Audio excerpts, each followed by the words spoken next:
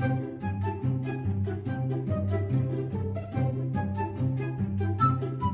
just told me two things. One of them makes... Wait, what are we doing here? What? Are we doing a podcast? Yeah. Oh, it's Thursday! So? Okay. You just told me two things. One makes perfect sense, and one is complete nonsense. The first is you started listening... I know, I listened to Skullgirls, right? Crazy! No, you started listening to the Skullgirls sound music thing. Soundtrack. Yeah, You're looking for a soundtrack. I was looking for a soundtrack, and that makes sense because it's a great soundtrack. That game has fantastic soundtrack. Great music. Yeah. It's like, then you're like, I joined a gym. What? You? Yes, me. Aren't you, like, your blood vessels are filled with Twinkies. Why? I guess that's why you're joining a gym. Yes, that's the reason. My doctor told me my blood vessels are full of Twinkies. Man. So how long have you been going? I joined like 2 weeks ago, and I've been going every other day. Is this gonna be one of those? Because I feel like you've done this before. Haven't you joined a gym before and just not gone ever? I had to stop for financial reasons, so. It wasn't because I didn't want to go. You could have afforded it, but you had to keep buying Twinkies out of compulsion. I don't like Twinkies, okay? Really? Yeah. Have you had the ones that have the strawberry filling instead of the cream? No. You should but, like, I you don't should like hop back on this wagon, I think. But we've already established that I don't like strawberry flavoring. Really? Yeah. When you were texting me pictures of Denny's because you were trying to make me jealous because we don't have a Denny's within driving distance anymore. When you look it up, it says we do, and it's lying. It's a lie! It's like a pancake place or something. It's Perkins? Perkins, yeah. That place is delicious. Perkins is great. It's not Denny's, It's though. no Denny's. I forgot how cheap Denny's is. It's like... It's the best food in the world, It's like cheapest. a diner-sized burger for $5. Yeah. I miss Denny's. I know. But, yeah. So now I'm going to a gym. Cool. Like, what do you physically do there? One day I do my upper body, then next day I do legs, then I do cardio and stuff like that. I actually do upper body every other time I go. Because that's where I need the most work. Do they have anything to fix your face? Does that count as upper body? It's like if I was like behind some sort of curtain and you saw my legs, it would be like, oh, those are a man's legs. If you were to see just my upper body, it's like, what the fuck is that? What is that? It's like one of those weird monsters from the Ghostbusters cartoon where there's just like like the chest has like a mouth and some ears sticking out of it. Exactly. Yeah. So I'm working on upper body right now. My God. So what I would like to see happen ideally is that you just work out so much and listen to the Skullgirls soundtrack exclusively that if I walk up behind you and start playing the soundtrack, you will be compelled to just start doing push-ups. You won't even have any choice. It'll just happen. Well, I've actually stopped listening to it when I go to the gym now. Because, like, it's a fantastic soundtrack, but I need something that, like, pumps me up. You know what? You know what you should go for? This is before your time, but it'll work anyway. There is, like, a remix album of all fight soundtrack to Mighty Morphin Power Rangers. Ooh. That's really good. We watched Mighty Morphin Power Rangers together. Yeah, but it was before you were alive, so... No, it wasn't! Yeah, you're like, what are you, like... 26! Really? Yes! For how long? Less than a year. Sure. Yeah. Alright, whatever. Anyway. I think you're drunk, but okay. Yeah, Skullgirls is great, but, like, most of the songs are just, like, nice jazzy melody. There's lots of bass. Yeah, I tried to find the Killer Instinct soundtrack, but every time I tried to find it, it just gave me the original Killer Instinct soundtrack. Which, not what I want. Nothing about that game was good. But, speaking of music, David Bowie died. So there's... I haven't seen you in almost 2 weeks, and interesting things and noteworthy things started happening from the moment we stopped recording up through this morning. So I have a list. I have a list too. And good, and mine is in no particular order. Yeah, me neither. But yeah, so within... I can cross Jim off my list. I think it was within like 2 or 3 days of each other, both David Bowie and Alan Rickman both died of cancer at age 69. I didn't know they were the same age. Yep. That sucks. Yeah. Yeah. Not only is this a blow to lose both of them, but the way we lost both of them was 100% the same at the same time. Yeah. So it's like, wow. Yeah. But yeah, after I heard about David Bowie's death, I felt bad that I never really listened to his music, so I downloaded his album Ziggy Stardust, and I started listening to it, and that's fantastic. Because I had heard his song Ziggy Stardust and Major Tom, but I never... Oh, okay. Yeah. Because my thing is I never pay attention to music, so I always tell people I've probably heard a few songs by whoever or whatever group that you name. Yeah. I've heard Major Tom. Okay, I didn't know that was him. I'd heard that, and I heard the song Ziggy Stardust, and I had seen bits and pieces of his performances on, because I watched a lot of Conan, so when I was a kid I'd seen him on Conan. Yeah. And then I download the full album title that I got is called The Rise and Fall of Ziggy Stardust and the Spiders from Mars. Huh. Are they what he had to battle against? Yes. The entire... I'm not sure, because I need to listen to the album a few more times to understand it, but I read, years after the album came out, there was an interview with David Bowie, and he explained it, because nobody could understand it, but basically Ziggy Stardust is this crazy alien being that came down, and I think his band was the Spiders from Mars. This is David Bowie wearing a weird costume? Yeah, and an eye patch. Okay. And he played this character when he went on tour, and he just played... But, the entire album is telling the story. Every song is another chapter in the story, and it's amazing. That's cool. Yeah. And, he said, he wanted to put it on in a theater... he wanted to do a theater show of this, or, maybe get a movie made or something. And he said, and these characters, they're black holes. But I couldn't figure out how to do that, so I made them people. It's that's the best! You're so crazy and weird, but I love it. It sounds like he approaches music the way Grant Morrison writes stories. Yeah. I think my only touchstone for David Bowie that I consciously am aware of is Labyrinth, which I did not see all of because that movie feels like it's infinity hours long. I've never seen Labyrinth either. We should sit down and watch Labyrinth. Maybe. Yeah. I did hear that he apparently just a few weeks ago released his new album. And he was writing it aware that he was dying. Okay. And he wanted to put it out the day before he died. Nice. That's got to be a masterpiece. I haven't heard it yet, but I can't wait. And did you see the New Yorker comic about Alan Rickman? No. Was this good or New Yorker terrible? No, it was New Yorker when it's good. Oh, okay. It was... Not Pew Yorker?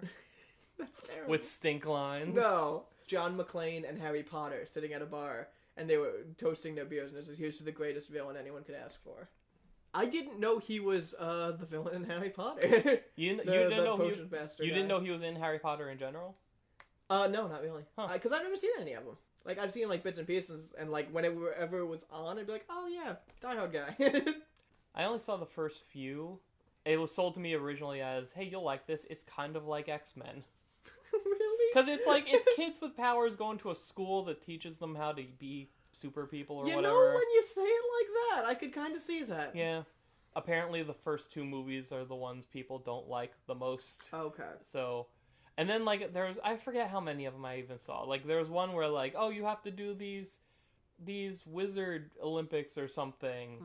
And the first challenge was, all right, fight this fucking dragon in a gravel pit. Oh, I think I heard about this, yeah. And then it just seemed like the challenges got easier as the movie went on. And I don't know. I remember hearing that complaint when the books came out. Yeah? Yeah. So, hey, this is something that when this happened, I was originally really kind of upset about, but now I've had 2 weeks to think about it. So we got our first big player announcing the price of VR technology. Yes, we did. Oculus Rift, $600. $600. Not counting the price of the high-end PC you will need to make it work. To be fair, they have a test that you can run on your computer for free to find out if you can run the Oculus. So if you are in the market for an Oculus... Yes. You can find out if you have a PC that can run it. So, but to give there's that. But to give context, you just you are in the process of getting a I still don't physically have it. A brand new PC you just built, and it's not good enough. No, definitely. And I mean so I don't even necessarily believe that $600 is overpriced for what the technology is. But I really want to see this technology succeed. I'm super excited to see like what the second and third version of all of these people's headsets can do. I have a very hard time believing that it's ever going to get there unless this is adopted by mass market. And when they came out with the $600 price tag, it's like, well, they just priced out basically everybody. Yes, but I do feel like... And they're not even selling it at a profit. Oh yeah, this is them saying they're selling it at cost. Yeah, like this is what it costs to them. Like it costs us $600 to make this one. Yeah. Yeah. That's crazy. But I don't know. I feel like there are so many people excited for this. The people that can afford it and have the PCs that can handle it are going to buy it. Oh yeah. And then we're gonna have PlayStation VR, which I feel like is going to be at least $100 cheaper. I'm guessing $400 for that. Yeah. Because it's definitely the weakest of them. Oh yeah. And then we have the HTC Vive, which is going to be super expensive. That's going to be a house payment. Yes. So, really... I mean, it's going to do that technology thing where everything new is ridiculous until it's not anymore. Yeah. And the guy, Mr. Oculus Man, I forget his name. Yeah, Oculus guy. He said, like, the goal is that you can walk into a Best Buy or something and buy the newest back-to-school priced laptop, and it can run Oculus Rift. We're not there yet, but we will be, kind of thing. Yeah. It's disappointing. I hope all it means is that it'll take longer to get there, not that we won't get there. Yes, I agree. Palmer Luckey is the man's name. Yep. Oh, was that guy who was, like, an idiot on Time magazine cover? Yes. I don't think that was his fault, though. I don't know. Time is just kind of crappy with new electronics. I'm more inclined to think things are his fault these days, because up until announcing that this thing was $600, he was going on Twitter telling people it was probably going to be around $300. Yeah, and he definitely should not have said any price at all before he knew for sure. Yeah. But when it comes to a magazine is like carving on stone walls at this point, and they're like, what's this newfangled technology? Let's make this guy look like an asshole. That's how it went in my head. I know, but at what point are you standing posing barefoot with your leg in the air and your arms outstretched and your mouth wide open that you don't know I look like an idiot right now? I'm sure he did, but also with digital cameras today, they can take like 1,000 pictures within like 10 minutes, and they were like, don't worry, we won't use that one. Yeah. And then they were like, this kid thinks he's gonna take our job someday, fuck him, let's make him look like an idiot. But yeah, so do you see yourself, let's say the PlayStation E1, do you see yourself going for that one over the others? Yes. Because that's the only one I can use. I know. And I want to use one. I really want to see what Sony... I mean, I don't know if they'll wait for... I mean, E3 is like second half of the year or something, right? Yeah, yeah. Do you think they would wait that long to announce anything? No. I mean, I don't know when the PlayStation experience is, but... There are video game conventions all year. Yeah. And because Oculus announced their price, they've got to announce it soon. Yeah. Sony's kind of in the position they were when Microsoft ruined their lives by announcing things about the Xbox One, and then they could just say something different from that and be everybody's favorite. Yeah. So like realistically, even if they said like oh yeah, ours is $500, they would immediately be positioned. Even though their hardware is going to be significantly weaker and more limited than the Oculus, it gets that mental thing of oh, that's better. Yeah. It's kind of like, even though I know it's going to be weaker, I can at least see what this is like. Yeah. Yeah. And then maybe I'll get an Oculus down the road. And they've said, we are not competing right now. Oh, yeah. Because this isn't even a thing yet. This isn't an add-on to a console. This is a new console. You have to think about it that way. Yeah, it's not a peripheral. So it's like, if any one of these things succeeds, we all win. It's hard to not think about it in the same context as, oh, I'm going to go and get another controller, or I'm going to go get this other thing that I use with my PS4. Like, this has more in common with, oh, I'm going to go get a Vita than it does, because it's like it's a new platform. Mm-hmm. But even like saying I'm going to get a Vita, that's like, oh, well, you're supporting PlayStation. Yeah. It's like, that's not... Like, there's nothing that we can compare this to. Yeah. Because, like... there was nothing. It's like, this is like when the Atari 2600 came out. Because, like, that's it. It's like, this is a new thing. And I think there was a console even before that, but it wasn't good. Yeah. ColecoVision might have been before that. I don't know. That was the one good. with, like, little turn dial and you play Pong on it or something? No, I think that was just Pong. Oh, okay. Yeah, I think Pong was the only thing in that. We probably sound like idiots now. Well, I mean, this is the one time we're talking about something that's older than both of us. I know. Instead of just you, which is everything. Alright, let's move on. So, 2 things happened this past week or so that continue a trend that I am not in favor of whatsoever, which is everybody wants to have their own Netflix-style thing. Okay. Like, the last time we talked about this, it was in terms of, you know, CBS is either already has or is starting up their own app, their own Netflix-style service, and, like, their new Star Trek season is going to be exclusive to it, that kind of thing. We found out that CBS and Time Warner, they haven't done this yet. But again, by the time this goes up, maybe they have, I don't know. CBS and Time Warner want to pull all of the CW content from Netflix and possibly Hulu and put it on their own subscription service. Screw that! I know. That sucks! Yeah. Oh, man. Because something I have to not watch The Flash again. No, you have to watch it quickly. Because something I won't do is, like, stack up these things. Like, I like Netflix because it's kind of all in one. Mm-hmm. And I'm happy enough with the variety that I'm going to stick with that. Yeah. The only other one I would ever get is probably, like, something super specialized, like Crunchyroll. Because that's, like, other services have some anime, this has a fucking ton of it. I was thinking maybe Amazon Prime. Yeah? Yeah, because you could also get 1-day shipping on Amazon. Well, yeah, I mean, if you already... I feel like the reason to get Prime isn't their streaming stuff. But if you already have Prime, then, yeah, why wouldn't you take advantage of it? But, like... I also heard it's like $130, though. Oh, yeah, they put it up, didn't they? I mean, depending on who you ask, it's probably still worth it. Yeah. Because, like, with all the... They have, like, a streaming music library that is apparently great, but nobody really uses. Yeah. They have, like, their Netflix-ish stuff. There's the faster shipping. There's some other stuff. Yeah. But, like, I'm already telling you right now, I'm going to wait until their Star Trek season is done and then do whatever free trial they have and binge all of it and then never go back again. But the first thing that caught my attention with this is... So, once I started poking around Crunchyroll, I'm like, oh, you know, that new Dragon Ball Z... No, not Dragon Ball. The Dragon Ball Super, the new series, has started up. And I know for a fact it's been going for a few weeks. Let me see if I can check that out. Wasn't there.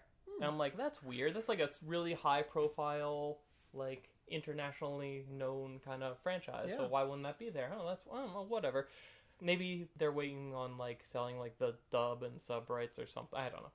Turns out, Funimation, they want to have their own streaming service called Funimation Now. Oh my god. So, and they're breaking it up in an interesting way. If you just want subtitle content, the subscription is $5. Okay. For sub and dub, it's $8. That's not bad. Yeah, I'm like, that's kind of an interesting idea. The downside is it's only Funimation stuff, which they have worked on a lot of anime. Yeah. New and old. But it's one of those things where I would have to see what that catalog really looks like, especially at the launch of this. And that's supposed to be coming in app form in February, and it'll be on, like, consoles by, like, May. So I remember when I was a kid, I used to hate Funimation. Oh, they were the worst word you could say for a long time. Glad I wasn't unjust in that. The Dragon Ball Z filler alone, the stuff they made to, like, kidify stuff. Okay. Because as I got a little older, I assumed it was the networks doing that. But it was Funimation. Yeah. Okay, good.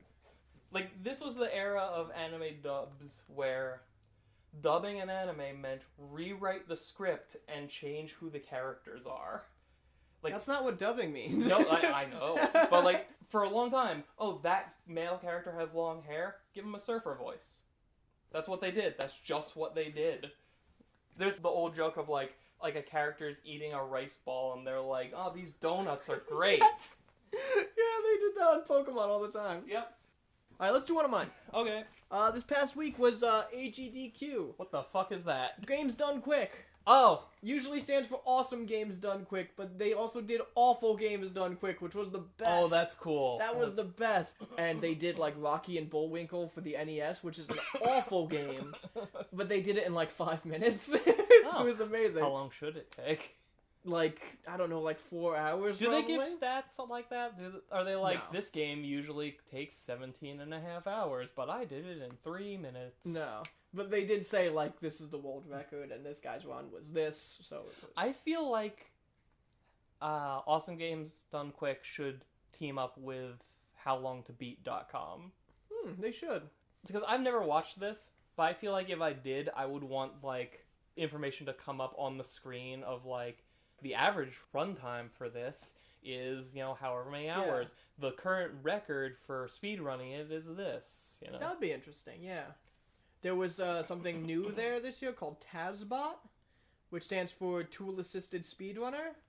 So it's basically a computer that they programmed, and they had many different speedrunners just do runs of the game, and it calculated all of that data and entered it into this computer TASBot, and then it did the best run possible, like better than any human could possibly do, because they were doing like frame perfect inputs.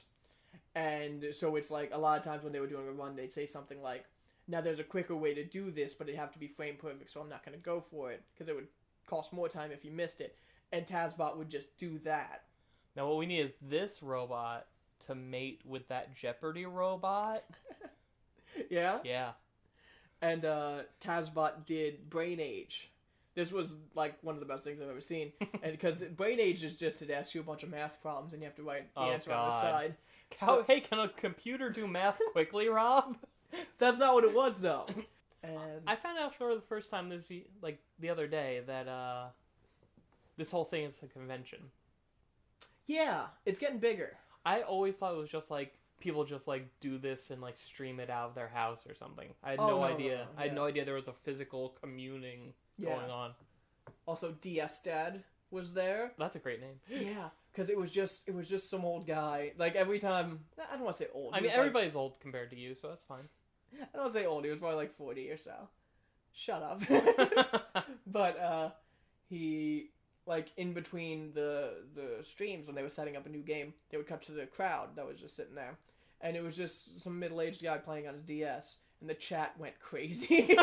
Like, oh my god, DS Dad. This is awesome, it's DS Dad. And then all of the chat was just saying, DS Dad, DS Dad, DS Dad, I love you. Is he known for something? Or No. is he's just a guy that shows up and plays his DS sometimes? They just saw him and it was like, he would just seemed out of place. Because he was like clearly someone's father or something like that. And they just thought it was funny. So, like, that's all the chat said. And, like, there was a guy behind him who was, like, on his phone, and he, like, looks up and sees him, and he's, like, pointing and laughing. And then he goes up and shows the guy, and then he just looks up and waves and goes back to his DS. It was the best. I wonder what he was playing. We should get sponsorship. And I looked on Twitter for him, and I looked hashtag DSDad, which, of course, was trending. Oh, of course. And it said, like, one guy got his picture with him, because he's famous now, and he got his picture with him, and it said below it, quote, "I'm not a dad, it's not a DS." Quote, DS dad. This year they were also doing Pinball Done Quick on another channel, which I don't think you can beat a pinball machine. I didn't see anyone beat a pinball machine, but it was very impressive. How does a game of pinball end? Like, do you just play until you can't anymore? I think so. You just play until you lose? Yeah. Like, mainly, I just, because I kept flipping back and forth between the two. I really only watched, like, for 2 days. And, the one night I watched mostly Pinball Done Quick, and they were only playing on this World Series of Poker table. I flipped on the second night, but they were having technical difficulties with the table, and they had to repair it. Oh, this was like a physical pinball machine? It's actual, yeah, they're playing on pinball tables, okay. Yeah. So they had to fix it, and, it's funny because, like, the speedrunners of the video games, they do incredible things that I could never even dream of doing. But they're the most boring people in the world. Yeah. They have no Like the guys, like some of the guys, like the guys with Tazbot, they were like really, because it's a robot, so they were really like talking to the crowd and being entertaining and stuff. And like the guys doing awful games done quick, like they had great personalities, but like most of the people said nothing, didn't. They were incredibly boring. 100% of my brain is being devoted to Mario, so Exactly. I can't use it to speak. Exactly. I don't blame them. Then I flipped over to Pinball Done Quick, and it's a bunch of guys who look like they're in a biker gang with long beards. They probably grew up in bars their whole lives. They're like, and it was so much more entertaining. They're like, look at our cheat code. 8 of them pick up the thing and shake it. They kept shaking it. Like, they kept getting angry that they got tilted. But I guess that's a strategy, you know? Because if you know you're not going to hit it, because they've been playing pinball their whole lives. And one guy said Epic Ghost Punch at one point. What? Why? Because he was, it was like in between pinball tables, and he was just like drumming on a table singing a punk song that I knew. So I was like, hey, that's against me in the chat. And he was like, hey, Epic Ghost Punch, you're cool. And I was like, eee. Nice. Yeah, he just read our name, but it was exciting. It works for me. Yeah. So yeah, it was a fun week. Also, Splatfest was this weekend. Yeah. I didn't play. Oh. Okay. Sorry. That's the worst part about being in Florida was I couldn't play Splatoon for 9 days. Yeah. Then as soon as I came home, everybody's like, we're going to take a nap. I'm like, oh yeah, me too. And then I played Splatoon for like 17 straight matches. Oh yeah? Did you get any Splatfest in? No. Cause I came back on like a Tuesday. Oh, okay. Because Matt came over at some point last week, and I showed him some Splatoon. We played some one-on-one. Yeah. Which is okay. They have to play a specialty match called Balloon Pop, I think. Okay. Yeah, there are balloons all around the map, and you don't get any points for covering the ground. Just for popping. Just for popping the balloons, and they show up in random spots. They let you know where they're gonna show up, and it's interesting. But I don't know. I like the regular match better. Yeah. And when I was on there, it said like Splatfest is coming up this weekend. Don't forget. And I was like, oh, thanks for reminding me. I almost forgot, and then totally forgot. So, shifting gears. Okay. Mortal Kombat X. Mortal Kombat X. It's a good game. Great game. game. Made both our lists. Yeah. Yeah. Arguably one of the only real games on my list. The only, yeah. Blood one was on there. What does that mean? I don't remember when that came out, but you're probably wrong. So, Mortal Kombat XL is coming, which Really? is just they're putting out a new disc that has the base game and the 2 Combat Pack DLCs on it. So it's like, okay, that's fine. That's fine. I'll just get the DLC. But Yeah, whatever. yeah. I mean, at this point, like, I have everything, but I turned it on last night because I'm like, I should see if there's any updates or whatever. Mm-hmm. I looked at them like, I forgot I got all these characters. But here's the thing. So, in March, that's coming out. Okay. And I think that's when the second Combat Pack is also coming out. That makes sense. It's never coming to PC. That also makes sense. Does it? Yes, that's still a broken piece of garbage. Still, I assume it got all the same content as the other releases. It probably should, because the people who play on PC are better at fixing games than the people who make games. But, like, did the PC not get the first Combat Pack? It did. I think it did. So why not the second one? Because at that point they were probably still full of hope. But, like, I mean, there's still dumb people that don't know. They can still make money. They're not gonna stop selling Batman on PC again. Are they still selling it? I think so. Oh my god, that's so They took it down, said we'll fix it, then they put it back up and it wasn't fixed, and then they're like, and that was it. Doing on Afro Samurai too, right? And they didn't even say anything about why it's not. It's just not. They're like, we're confirming that it's not coming to PC. That's weird. So weird. Yeah. How come it's so hard for this company to do PC games? I don't know. Aren't these games made on PCs and then put onto consoles? Yeah, they are. Shouldn't it be like... Shouldn't you just have to email some files to somebody? Well, like when you're making when you're using a game development tool, like I don't know what they're using. I've tried making a game in Unity. And when you're doing that, there's Unity at least, there's just a drop-down menu that says, what do you want this game on? Huh. So, like, you could select PlayStation, mobile, Xbox, all that stuff. So I'm assuming even the more complex game development tools have something like that. So if they're designing the game, I think they designed that one for the Xbox One because it runs the best on that. Mm. That could be hard. That shouldn't be hard to transfer over to the PC. Microsoft No. owns the PC. And it doesn't play that well on the PS4. I mean, it plays fine, like, locally, but the online's a mess. They're completely replacing the online stuff. Aren't they going with GGPO? Some letters, yeah. Yeah, I don't know what that means either, but I heard that. And people are happy about it, so Yeah. I'm like, okay, yay! Good for them. Did you hear that the beta was up for Street Fighter V the other night and they didn't say anything? Yes. It was just like a secret test beta to make sure all the bugs are out of there. I saw a video where, like, when the beta went up, it also included more costumes. Okay. It's all stuff like a bunch that we've seen before. A Chun-Li one came up, and it's her dressed as a cop. I'm like, she's a cop? Really? I guess she's a cop. You sure it wasn't Cammy? Yes. Was it Cammy? No, it was Chun-Li. Okay. Your answer was confusing. What's confusing about no yep? Cammy had like 4 different costumes, Okay. but Chun-Li was also a cop. That's weird. I never knew she was a cop. Yeah, I know. That being said, I know nothing about the lore of Street Fighter. I know. I just know Ryu's a dick. I'm still firmly in the camp of like it was last year that I learned that fighting games had like story and backstory to their characters. It was last year you played a video game. That's why. Staying on video games. So what?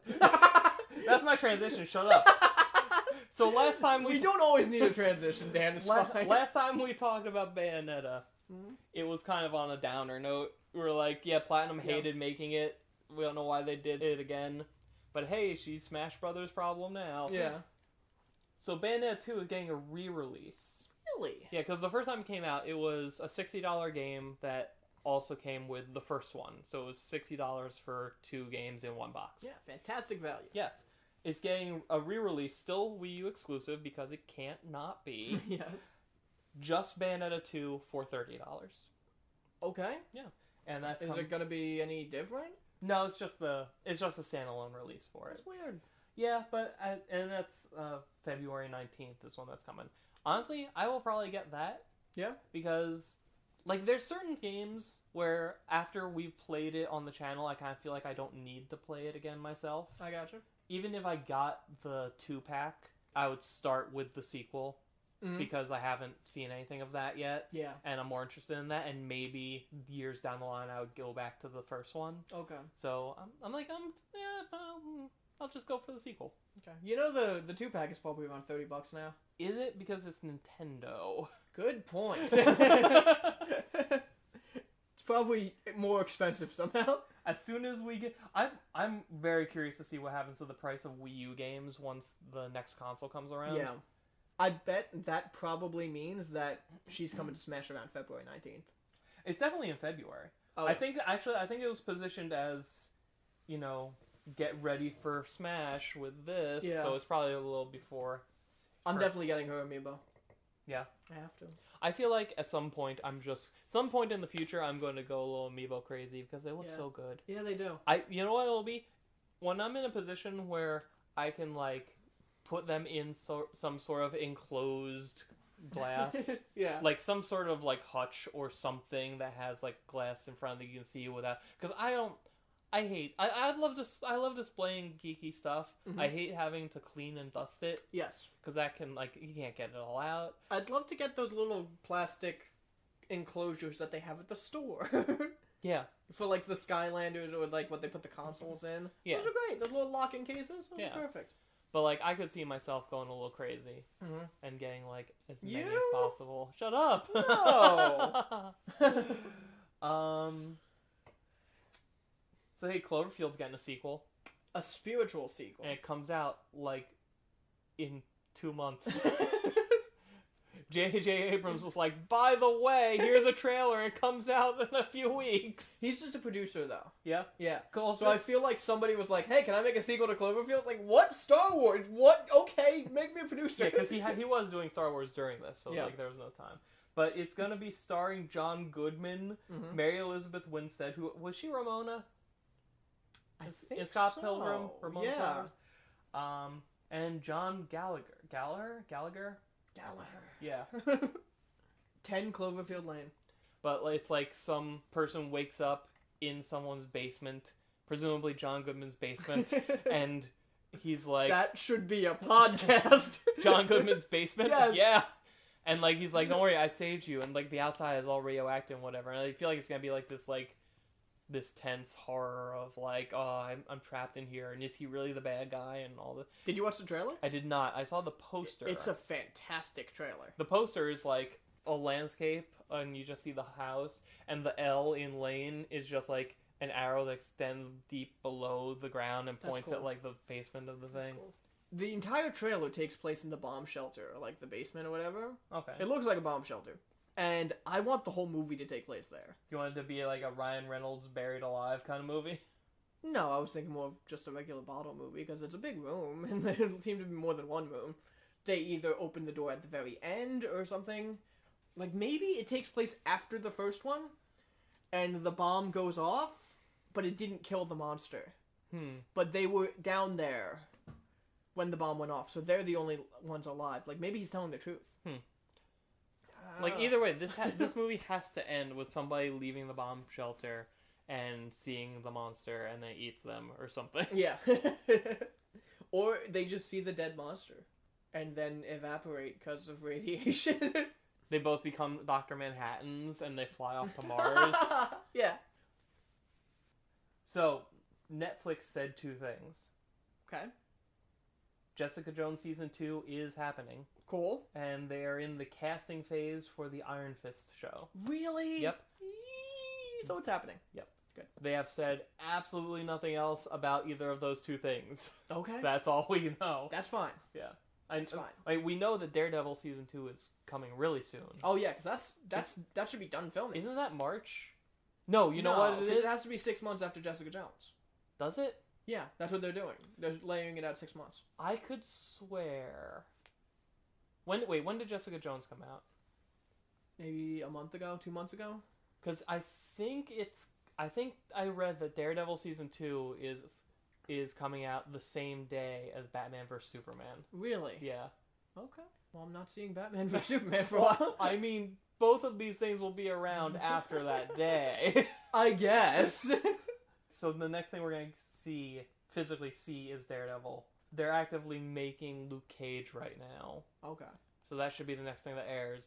I remember at one point they were saying we want to get at least one season of everything out before we do Defenders. Yeah. So just do that instead of Daredevil Season 2. You're pushing everything back. Daredevil was great. Yeah. Don't get me wrong. But come on. So we probably won't see Jessica Jones and... No, they'll probably do that. Yeah, they might. Yeah. Because, like, Netflix doesn't, like, Marvel, it's probably not Netflix's decision, it's probably Marvel's. No, Marvel doesn't understand. It's like, they loved this too? That's crazy! And they liked Ant-Man? Let's cancel Black Panther and Ms. Marvel. No one will like them. I don't understand why they love everything we do. Like, shut up! Just give us new things. What else is on your list? Alright, let's look at some of the stuff on my list. I don't have any news, I just have stuff I did. Okay, well, actually, speaking of Marvel for a second... So, Secret Wars ended. That's their big event. And... Are we going to talk about the ending? I guess. I mean, I only know, like, the basic, like, the company initiative that they're going with now. It's, like, big, like, multiverse Should we say spoilers? Sure. Spoilers for Secret Wars. We don't know anything, but yeah. Okay. Well, I know absolutely nothing, So, the whole multiverse was kind of fucked and having a crisis, and... Somehow the multiverse got rebooted. So now instead of... And like the Marvel universe has always been referred to as, you know, the 616. Earth 616. As in, like, if you had them all in a row, the one that we read stories about is this one. It's number 606. 666. Yeah, that thing. 616. In line, yeah. And Marvel hates that. Like, really? The people, like everybody who makes decisions at Marvel hates that. And they're like, we don't want that to happen anymore. Why? I don't know. That's weird. So what they did was they rebooted the universe, and now the main Marvel universe is like their Earth Prime. Okay. So have they said that word? I think so. That's fucked I think up. they said the Prime Earth or whatever. Oh, they switched the two words? They Come did. on. Now you can't sue. Haha. And oh, Also, the way that they kind of wrote out the Fantastic Four is, well, they're explorers, so their whole family's gonna go and explore the new multiverse. And that's why they're not around and can't have a book. They could have a book of them exploring the multiverse. I'd love to read that. And also, Ben and Johnny are in like 2 or 3 books. But no Fantastic Four book. I don't like Ben or Johnny. No. I like Mr. Fantastic and the Invisible Woman. I like the relationship between Reed and Sue and their kids. Where are their kids, Dan? I think they went with them. God damn it! The most powerful being in any universe is just out fucking around in the multiverse. I mean, wouldn't you want to take him with you? I suppose. I mean, I stretch real good and you can't see her. We should probably bring our godchild. Remember that time he was bored, so he made a universe in the closet? Yep. He's the best. What were you gonna say? I got Shadow Jago in Killer Instinct. Nice. You like him? I love him. Is he better than regular Jago? That's tough to say. Is he way different? He's pretty different. I usually just played regular Jago, but I wanted to switch it up, so I started just playing Shadow Jago for a couple days. Okay. And I love him, but I can't say whether one is better than the other. They're just too different. Like they're both Shotos. So like, what's that mean? Okay. Shoto is a fighting game character that has a fireball or a like a hurricane kick or like an uppercut. Okay. Do we know what the word means? It was actually like a mistranslation of a Japanese word coming over here. So it's like Ryu is a Shoto, Ken is a Shoto, because like they all have the Hadouken and the uppercut and the kick. So anytime you say Shoto, you mean like a Ryu style character. A Ryu type character. Okay. Exactly. So Jago is just Ryu, but in the Killer Instinct game. Got it. And Shadow Jago he's very different. But it's like he does the fireball, but if you tap it again, he throws a second fireball above that one. So if you try to jump over that one, it's like, fuck you, no. Can you duck under it? Yes you can.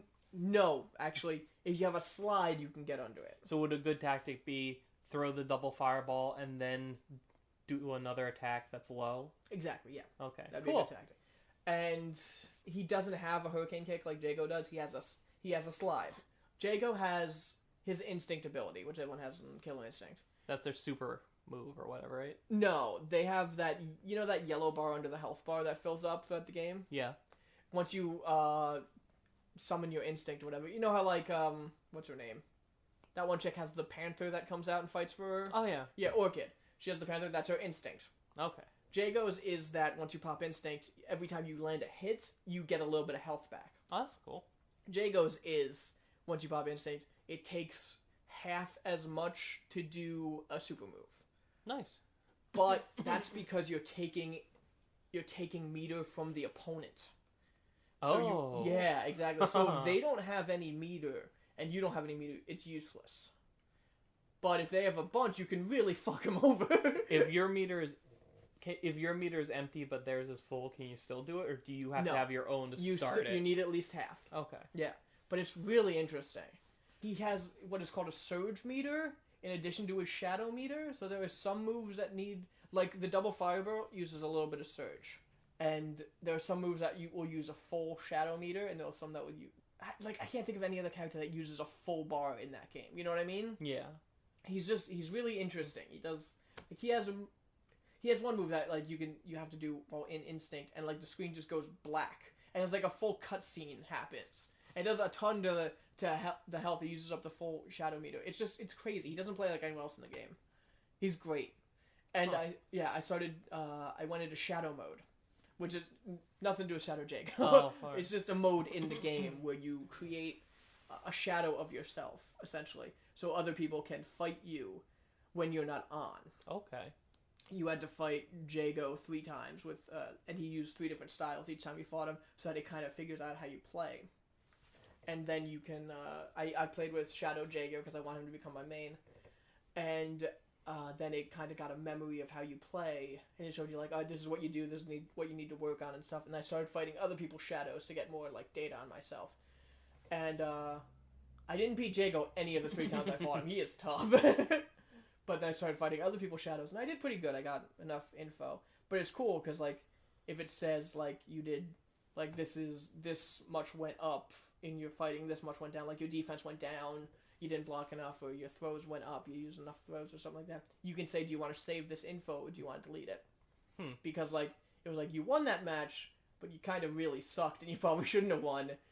You can delete this info if you want. Because if you save that, your shadow will probably get weaker.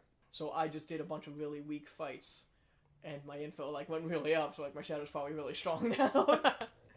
That's, like, my strategy, because, like, you can search shadows by, like, rank and stuff, because I'm searching, like... Because I throw a ton of fireballs, so, like, I'm searching, like, grapplers and stuff that have to get in close, and I'm doing pretty well.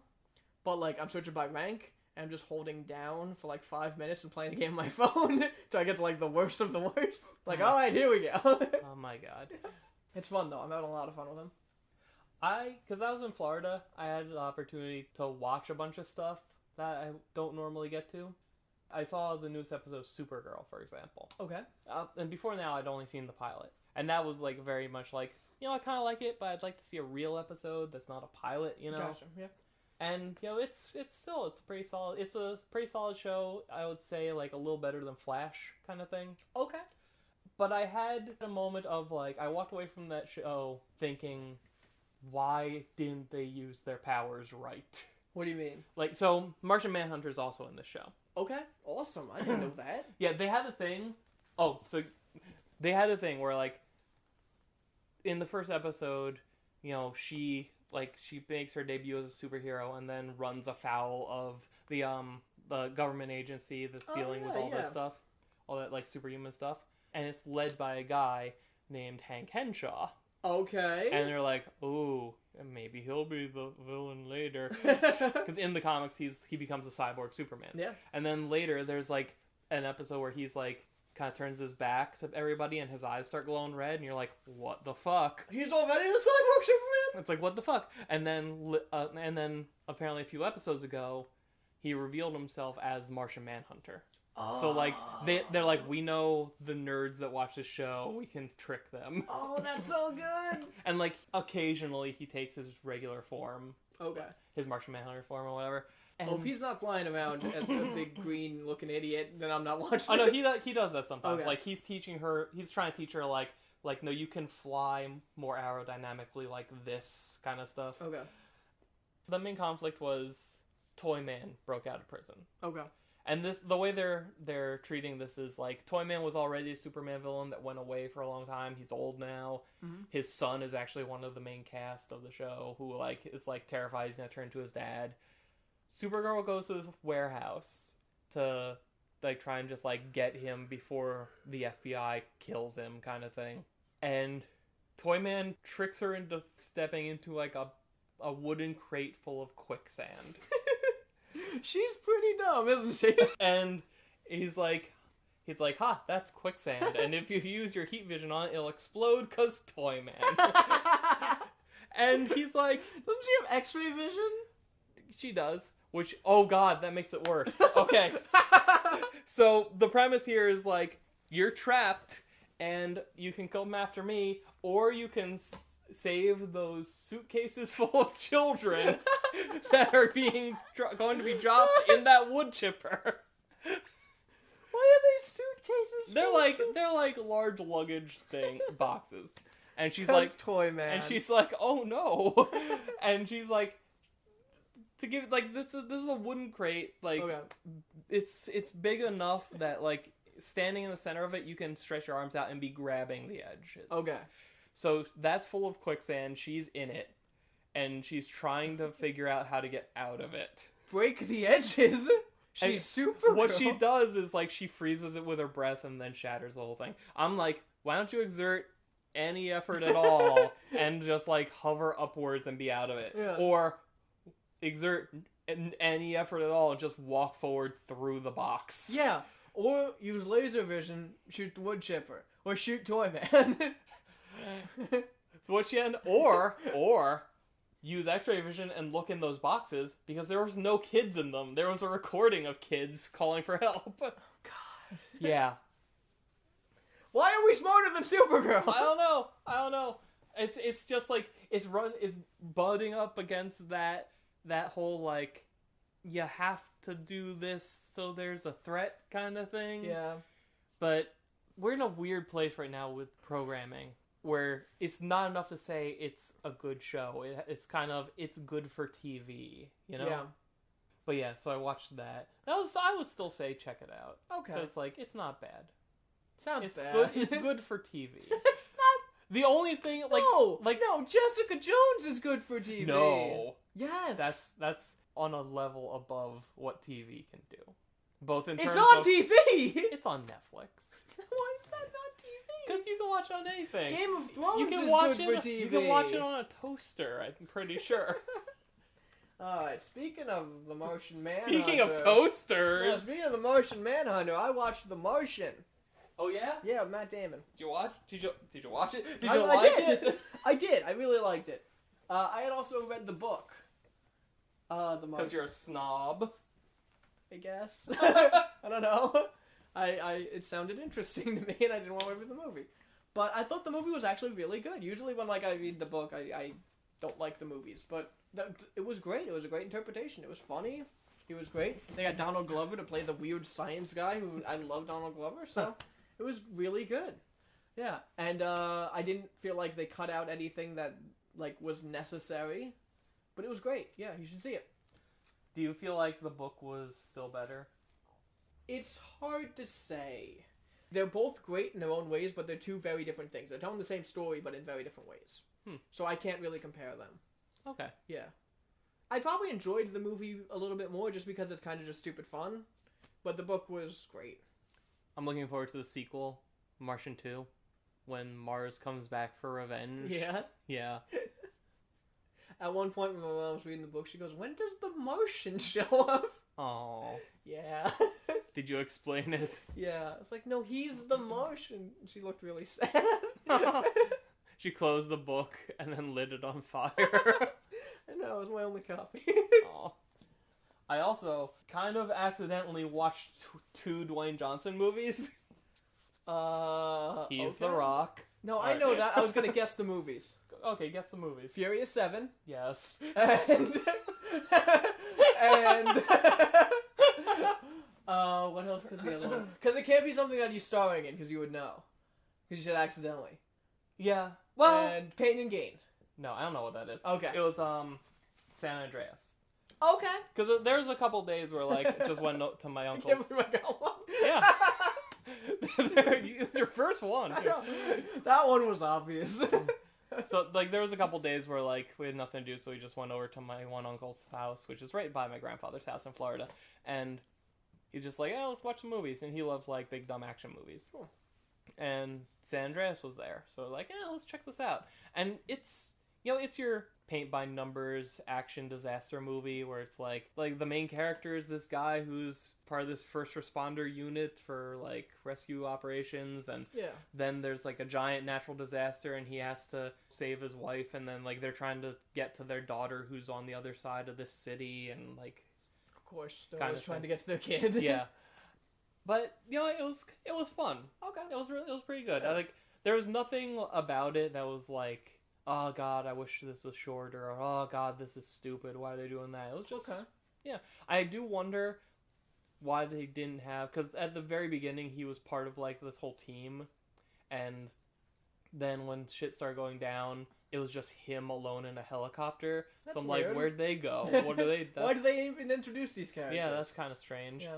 But yeah, I would say watch that if you want something just fun to chew on for a little while. Second one, Furious 7. My first Fast and Furious movie. Is the 7th one. Yes. Wow. Which, it's... So, have you seen this? No. The opening scene of this movie is, I think the best part of it. Jason Statham in a hospital talking to his brother who's, in bad shape in the hospital. And it's basically don't worry, I'll take care of who put you in here. And then he starts to walk out, and he's like, take good care of my brother. And, he's talking to two doctors who are huddling in the corner, scared. He's like, I'm like, oh, that's weird.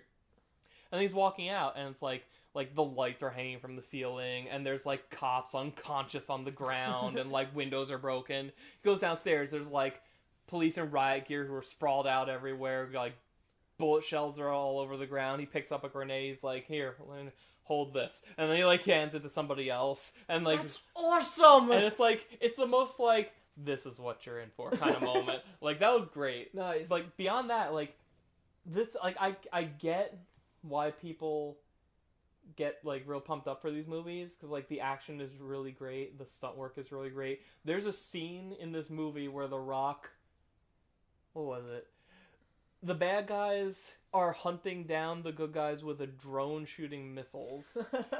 So The Rock takes the drone out by driving by stealing an ambulance, driving it off an overpass and crashing into the drone. Then rips the chain gun out of the drone, is just walking down the street, shooting it in the air at the bad guy's helicopter. I'm like, I get why people like this. Yeah. And this is while Vin Diesel and Jason Statham are trying to hit each other with wrenches. But at the same time, I'm like literally, the way they kill the bad guy in this movie is bad guy's in the helicopter. Vin Diesel steals Jason Statham's backpack full of grenades, drives his car up a ramp, hangs the backpack on like the landing thing of the helicopter. Okay. And The Rock sees it, pulls out a handgun, and shoots the backpack just in case, I guess, because he didn't know there's grenades in it. And the helicopter explodes. And everything explodes in Fast and Furious. It does. Like, the action in this movie is... Like, the action is great. The stunt work is great. There's parachuting cars that they really did that for real. Yeah. Like, this is the movie with the scene where, like, we have to get this flash drive. Oh, where is it? Well, it's in this car. And where's the car? It's at the top floor of that skyscraper. So, like, they did this whole heist where they broke in, they stole the car, drove it out of a building into the next building, but the brakes didn't work, so they drove into another building. When they're not doing that stuff, it's like, come on now. Because the writing is awful, the acting is awful, everything that they wanted to be funny wasn't funny. I don't know if this is indicative of this whole franchise, but if it is, like, this is almost a chop it up and put it on YouTube kind of movie. Yeah. This is the one where Paul Walker died mid-filming. Yes. Could you tell? That's hard to say. Okay. Because I knew going in. Okay. You can definitely tell at the very end. I'm unclear of how. First off, I've never seen Paul Walker before. I don't know what he looks like, so I don't know if he was actually in most of it, or if that was his brother, Gotcha. or if the person in the very last scene was him, or if that was his brother. Like, I don't know how that breaks up. Well, I know that they used technology to put his face on the other body, so it was always his face. Okay. Yeah. Okay. Like they did with what do you call that movie? That Facebook movie. Social Network? Yeah, the Social Network. They used that technology in that too. Oh, it's because that one guy wasn't twins. The twins, yeah. I think it was Armie Hammer, maybe. Okay. Played the twins. But twins can't act. No. That's why Full House only had one of them at a time. Exactly. It's weird though, because it's so like the Olsen quadruplets. Yeah. You get to the end, and they're doing the whole thing of, like, the way they're writing his character out is he has a wife and a kid and another kid on the way, so he's kind of getting out of the life. Okay. And when you get to the end of the movie, the whole cast is on the beach, and they're just enjoying the beach, and it's the whole, Daddy, come play with me, and, like, he goes off, and it's him and his family down by the water having a great time, and the rest of the cast just, like, kind of gets up and walks off. And it's the whole, like, he's in a better place now kind of moment. Okay. But, like, they're talking about it blatantly as if he had died. Okay. And, or at least in terms of he's not in our lives at all anymore kind of thing. Yeah. Which... We could just call him or something. I know. I mean, you were living in a house with him earlier. And, like, they mentioned a bunch of times that, like, the whole like he's got to get out of this life kind of thing, but they never made it feel important or like a big deal. Yeah. So that when they got to it in the story, it didn't feel like it had an in-story justification for how important it suddenly was to everybody. Okay. And so I believe that if you don't have any idea this actor died, the final 15 minutes of this movie are going to make no sense to you whatsoever. Because they had that big emotional, like, he's gone from our lives forever now thing, while he's clearly just over there having fun with his kid. Yeah. And then they show a montage of clips from him throughout the franchise. And they had, like, a moment where, like, Vin Diesel is, like, waiting at a traffic light, and Paul Walker's character drives up, and he's like, one more ride or whatever, and they both drive off, and then when the road forks, they go off in different directions. Oh, okay. And then it's like, and then it fades out, and it just says, for Paul. And it's like, okay. At that point, you'd be like, oh, I guess, oh, okay, I get it now. Yeah. It's just, like, I'm glad they did it, and, like, kind of like how they did it, but it was... I feel like in general the movie needed to be better written to really do it the way they wanted it, you know? Mm-hmm. That makes sense. And they've already, I think Vin Diesel tweeted the poster for Furious 8. Nice. And it's going to be in New York this time. Oh, cool. So, yeah. Nice. Yeah, that was alright. Yeah. But yeah, I mean, I would be open to seeing other ones, but it's no San Andreas. I also watched a big dumb action movie. Yeah? Yeah. What was it? Hitman, Agent 47. Oh yeah, how was that? It was okay Yeah. for a big dumb action movie. It was what it was. Have you played much of the Hitman games? No, I've played around with them a little bit, but I don't know much about the story, you know? Alright. There wasn't much of a story in this either. There was... Did he have to kill someone? He killed a lot of people, yeah. My problem with it is, like, the beginning of the movie is... female character. I don't remember her character's name. I don't know the actress either. I'd never seen her before. And the guy who plays Spock in the new Star Trek. Oh yeah, I love that actor. And Zachary Quinto. Thank you. And he's helping her, and he says like, wait, does he play Hitman? No. Oh. He goes up to her and he says like, the Hitman is coming for you. We need to go. And then they turn around and there's Hitman and he's murdering everyone in his path. And it's terrifying. And like for 15 minutes they're running, and it's basically, it's a Terminator movie. Because he's genetically altered to be the best killer in the world. And it's really, really scary. And Zachary Quinto and him have a pretty good fight. And Zachary Quinto kind of holds his own before getting his ass kicked, but you know, he's not Hitman's target right now, so he just leaves him for dead, and he goes after the girl. And it's really scary, but then there's a twist, and they Terminator 2 it, and it turns out that Hitman isn't the bad guy. And I was like, okay, maybe this is good. But it's not good. Oh. Like, the movie kind of goes downhill from there. It's still a good action movie. It's still decent. And it turns out, like, Zachary Quinto may not be the good guy, but then they keep doing the twist, and it's like, can she actually trust the Hitman? So they had a good idea, but they kept doing too much of it. Exactly. They kept twisting it up. And... That's an interesting transition for something. Yeah. Go, I'm done. So I played a lot of Bravely Default. Oh, yeah? Yeah. You've been playing that for a while now. I have been. I think I'm close to the end. So I'm starting to get paranoid because I can't imagine the final boss won't be complete bullshit. Yeah? So... Oh boy. Now, so, oh god. Just say it, man. So this game, I think I've told you before. Like you got your party of 4, and it's like just a little backstory to understand what happens later.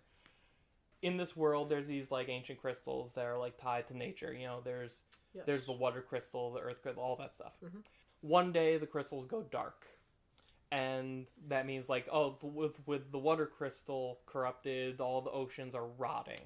And, like, with the wind crystal corrupted, there's no wind. The fire crystal's down, that means volcanoes are happening uncontrollably. That kind of stuff. And that's the opposite of the others. Yeah. No wind, no water. Fire everywhere! Extra fire! Fire crystal's loving this.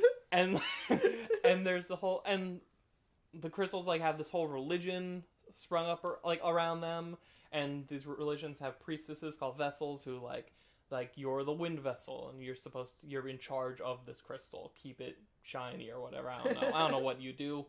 Polish your crystal every day. Pray at it. So, and like the wind vessel is one of your party. She becomes one of your party because she's like, the earth shook at the time that this crystal went dark, and there's monsters in here, so I'm gonna leave. I'm gonna go out in the world and see what's going on. And around the same time that happened, a giant fucking pit opened in the world, and this town is wiped off the map except for this one kid, and he becomes another member of the party. And like, because your options are limited. Yeah, and his whole thrust of his story is, all right, she's telling me that if those crystals get reawakened, things will get better again. Like, maybe that'll close this hole, maybe it'll bring back my town. I don't know what'll happen, but like, all of my hope hinges on her succeeding. So like, that's how like your group starts to get put together. And it's like it does like throws in kind of your trope characters like oh, the daughter of the leader of the evil army sees what her dad's been doing and joins you to help resist. And then there's the guy with amnesia who doesn't know anything except he knows weird things. Like he has, so he's lying. Like he has no specific memories of his past, but he's like I know that this wind vessels thing is important, and I feel oddly compelled to stay by this girl who's rebelling against her father. That kind of thing. Also, his name is Ring a Bell. That's great. The guy with no memory is named Ring a Bell. That's phenomenal. I go back and forth on it. I'm like, it's either that's the best thing ever, or his name should be Do You Get It? And you're being kind of guided by this like kind of Navi-esque fairy. Okay. Called her name's Aerie, whatever. And you spend the game doing your typical JRPG thing of crisscrossing the world, fighting your way to one crystal after the other, awakening them, and inadvertently solving everyone's problems. Okay. Like that time where you run to that army who's like, man, could you, win our civil war for us? That would be great. Of course. So you get to the fourth and final crystal, you awaken it, and then there's a blinding flash of light. And then Tiz, which is the guy whose town blew up. Okay. Did a blinding flash of light. He wakes up alone in an inn. And it's like, well, that's weird. Where is everybody else? And goes and walks around. I know what you're thinking, and no. Okay. It wasn't all a dream. Okay. I checked. I'm like, okay, it's still leveled up, still have all my stuff. And you can clearly see, oh, this is the inn from the beginning town in the game. That's kind of weird. And then you go outside and you find the rest of your party. They regrouped and then they found you. And you start walking around talking to NPCs. You very quickly put it together. You're at the beginning of the game. Okay. Like the events that just happened while you were asleep are events done by the first boss that you fought at the beginning. What? At first I'm like, is this a secret time travel story? Yeah. But I don't think it... I still don't know what's happening. Okay. But I don't think it is, because it's not exactly like it was. So okay, so there's slight differences. There are differences that don't match up. And I'm like... How many times are you going to have to beat this game before you beat this game? Funny story. Oh my god. So, before I get there. So, there's nothing else to do but leave town and see what's going on. Now, the way this world map works is story progress is marked by a yellow exclamation point, and side quest stuff is a blue one. So usually, what you'll see is 1 yellow and between 0 and 3 blue, depending on when in the game you are. Makes sense. Walked out of the town, saw the world map, 4 yellow and about 24 blue. Okay. I'm like, alright, the 4 yellow ones are clearly pointing at where I know the crystals are, so that makes sense. It wants me to reawaken the crystals again. Yes. Because these characters have no idea what else to do, so they're going to do that. What could all of these blue ones possibly be? So I'm like, okay, there's one right here. Let me just go to it and see what happens. And it's a boss fight, and it's the first boss of the game again. Okay. And then I'm like, oh, all of the optional blue things are like, I could go and refight every boss from the entire game so far, if I wanted to. Well, I mean, the XP would be nice, so maybe I'll do some of them. I feel like it's telling you probably need to fight these guys. Well, here's the thing. So I beat the first boss again. It was harder. It was scaled to be tougher. It was balanced, yeah. No XP. What?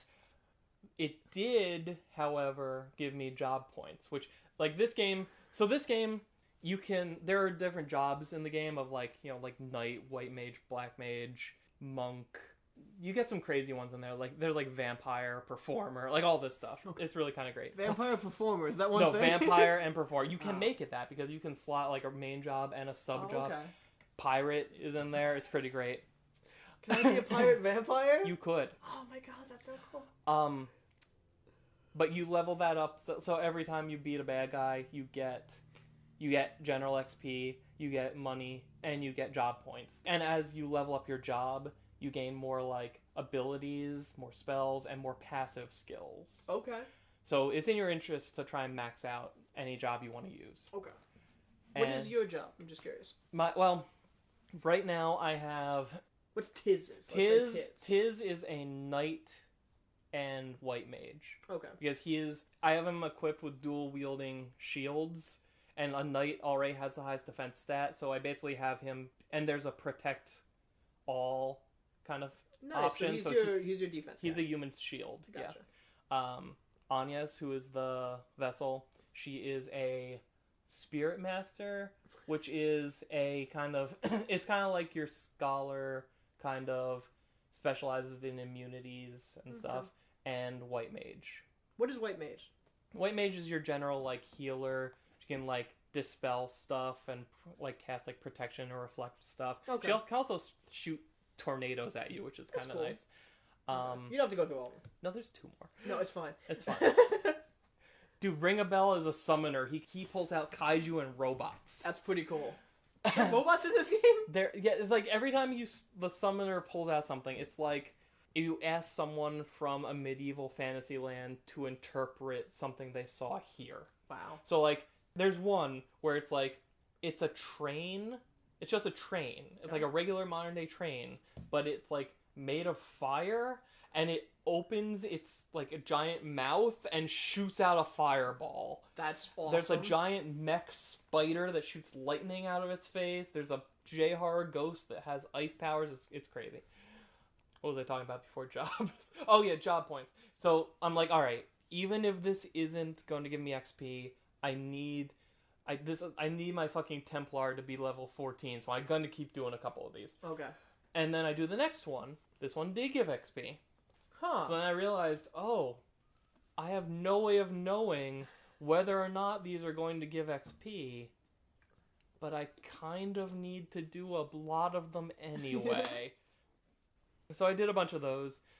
I feel like, I've done enough of these. Let me just go and reawaken the crystal, fight my way back to the crystal, which that's another good thing. This game gives you complete control of the difficulty and encounter rates at all times. That's so great. If you want to, you can at any time just go into the options, hit difficulty. You can select like easy, normal, hard, or somewhere between those. You can turn the encounter rate all the way to 100% or down to 0. It's like if you wanted to, you could just walk into a dungeon, walk all the way up to the boss room, not have to fight anything but the boss. That's great. Especially since, like, okay, you're going to have to refight these 4 bosses that are guarding these crystals. Yeah. So I do it, awaken the final crystal, there's a flash of light. And Rob, do you know what the definition of insanity is? Doing the same thing over and over again, expecting a different result? Yes. Because Tiz wakes up alone in an inn.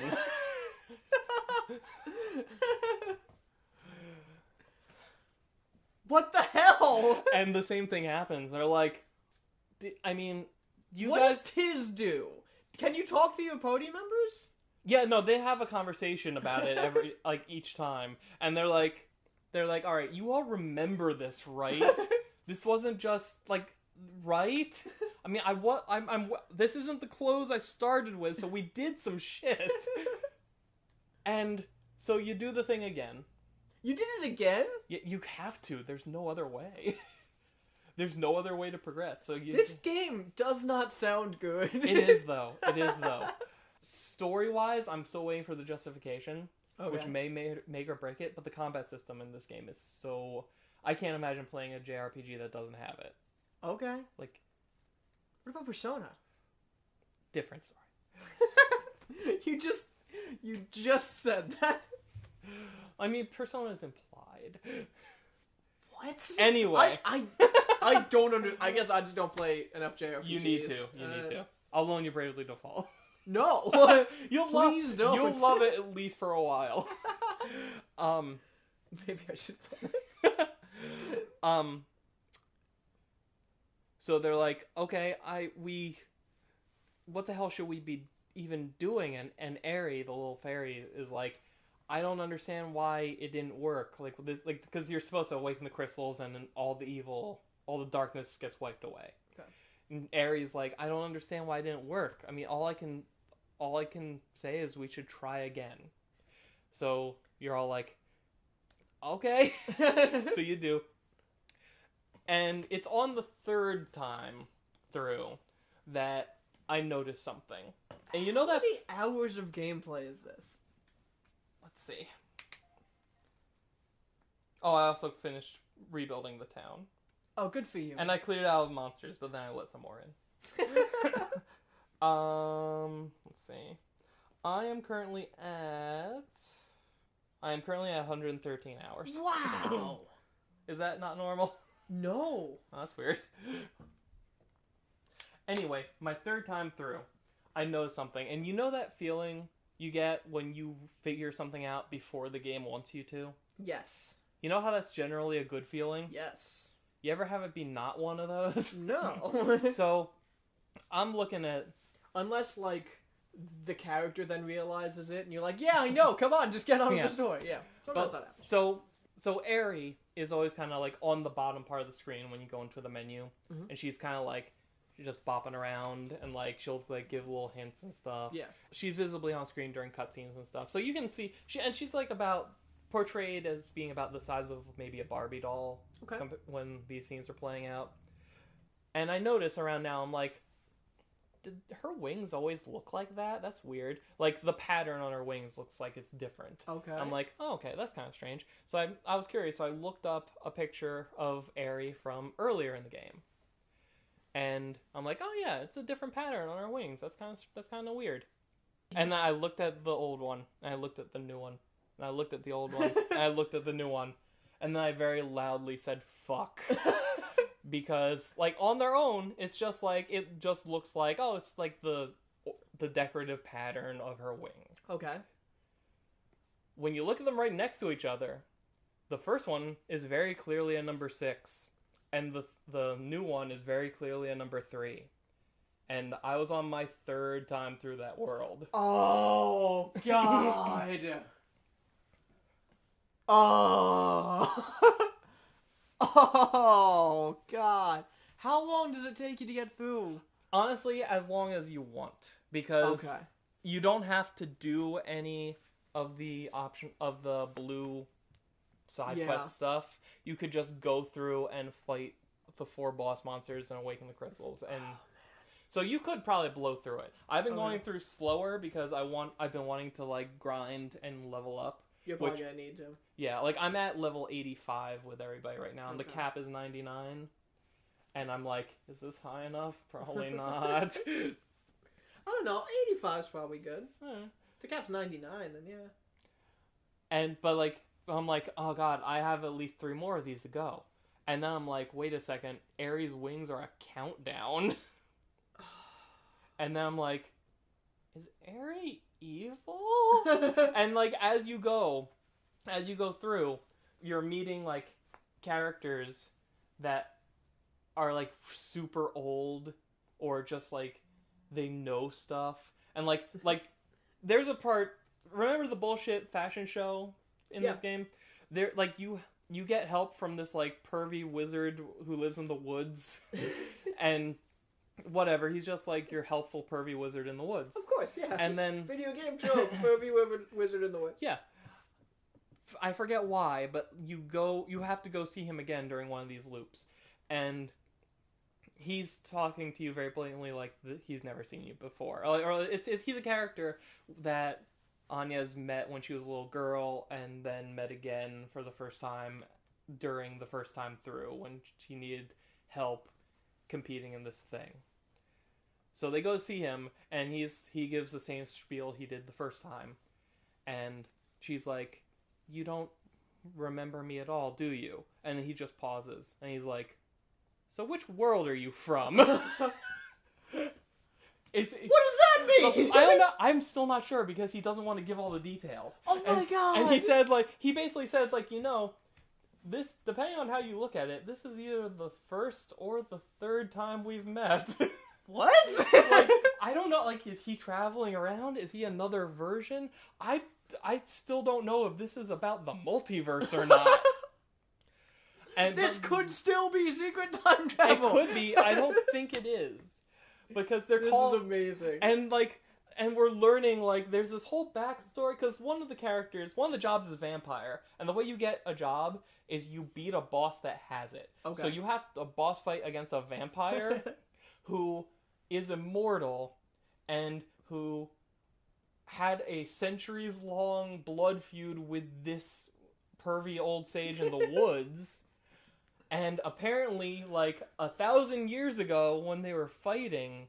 an angel fell out of the sky, and there's this whole backstory that I still don't quite understand, but it basically comes down to, that religion that you're part of that worships these crystals is actually this super dark cult, and it's lying to these girls who are the only people that can really work with these crystals because they're descended from this angel or something, I don't know, and It's a whole, well, did you ever think about what those crystals were before humanity came around kind of thing? Yeah. And, I still don't know what that is or means, but they talked about how, apparently these immortals and this angel, this vampire, this immortal wizard, and an angel formed a JRPG party in the past and fought this evil dark one who wanted to use the power of the crystals to wipe out the world or something. And now that dark one has come back in the guise of something supposedly trying to aid the vessel in her quest. So basically, your Navi character is the big bad and has been taking you by the hand throughout the whole thing all along. Wow. And the reason... My favorite part of this is just your theory, though, right? No, they said that. Oh, okay. But the best part is, the reason there is the evil army that you've been fighting, the quote-unquote evil army that you've been fighting, is this vampire and this wizard started it long ago because they're like, all right, when this thing comes back, we need to be ready. So you spent the entire game systematically dismantling the largest military force in the world who was trying to position themselves to keep at least one of these crystals under their control and fight the bad guy when and if it came back.